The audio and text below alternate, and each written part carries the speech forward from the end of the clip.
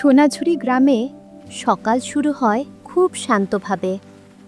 পূর্ব আকাশে সূর্য ওঠে, কুয়াশার ভেতর দিয়ে আলো পড়ে নদীর জলে। গ্রামের পাশ দিয়ে বয়ে যাওয়া ছোট নদীটা যেন প্রতিদিন নতুন গল্প নিয়ে আসে।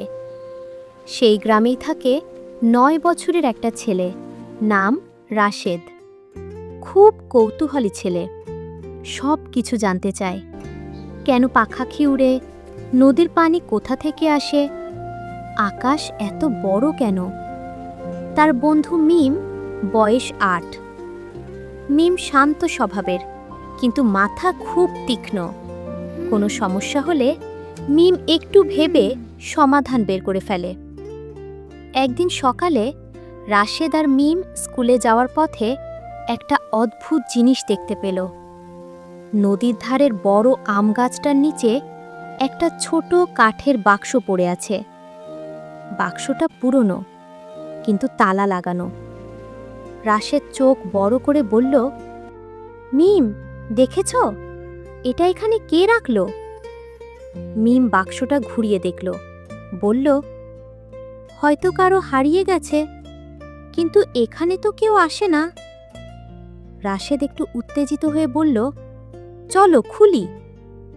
মিম মাথা নাড়ল, না, এটা আমাদের না, আগে দেখি ভেতরে কোনো নাম লেখা আছে কিনা। তারা বাক্সটার গায়ে খুঁজতে লাগল।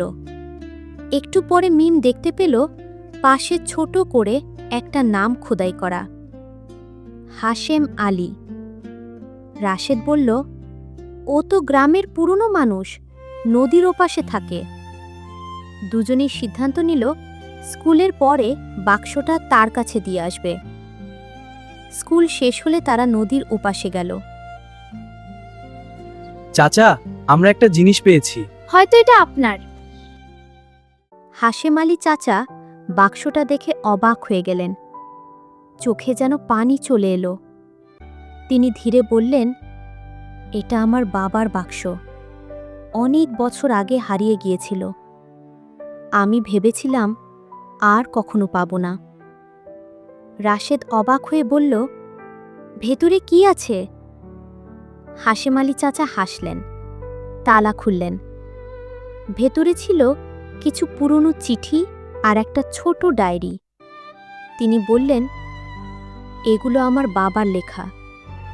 তিনি গ্রামের বাচ্চাদের পড়াতে চাইতেন। এই ডায়েরিতে তার স্বপ্ন লেখা আছে। রাশেদ চুপচাপ শুনছিল। তার চোখে হঠাৎ একটা আলাদা ঝিলিক দেখা গেল। সে বলল, আমি বড় হয়ে শিক্ষক হতে চাই। মিম হাসল, আর আমি ডাক্তার হব।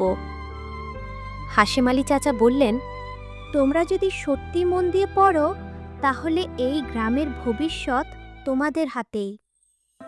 সেদিন বিকেলে নদীর ধারে বসে রাশেদ আকাশের দিকে তাকিয়েছিল। তার মনে হচ্ছিল ছোট একটা বাক্স কখনো কখনো বড় স্বপ্ন জাগিয়ে দিতে পারে।